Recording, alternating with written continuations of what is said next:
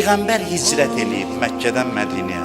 Əliyə deyir, yerimdə yat. Və mənim ailəm qalsın burada, onları sən gətir. Borclarımı ödə, sonra ailəm sənə əmanətdir. Fatimə Zəhra da orada qalıb. Peyğəmbər özü çıxıb Məkkədən. Həzrət Əli yatır Peyğəmbərin yerində. Səhəri borclarını ödəyir.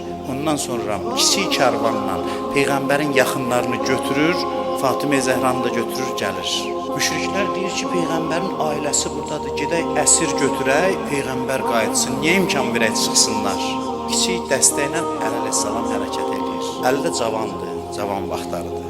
Gəlirlər, hücum eləyirlər Əlinin bu balaca karvanına ki, Fatimə Zəhra da oradadır. Mühasirə eləyirlər, Əli əleyhissalam qılıncı çəkir, elə hücum eləyir onlara ki, hamısı qaçır gedir. İmkan vermir xanım Zəhraya yaxınlaşsınlar.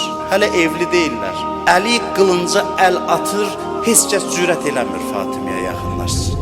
Əlinin əl qolunu bağlayan bir şey var. Yoxsa kim cürət eləyər? Həzrət Əli gəldi xanım Zəhranın yanına. Dedi, ey Peyğəmbərin qızı, qorxmadınız ki, cavaba bax. Dedi, ya Əli, sənin yanında olan adam heç nədən qorxmaz. Sənin yanında olan adam arxain olar. Ondan sonra Əli bilirsiniz neynədi? Miniyə minmədi.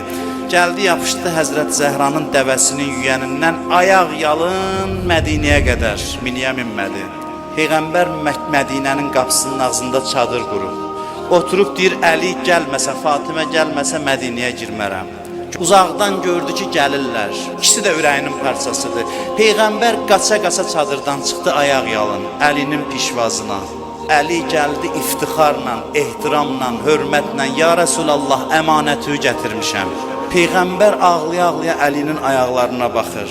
Ya Rəsulallah, əmanəti salamat çatdırdım, bəli canım sənə fəda olsun.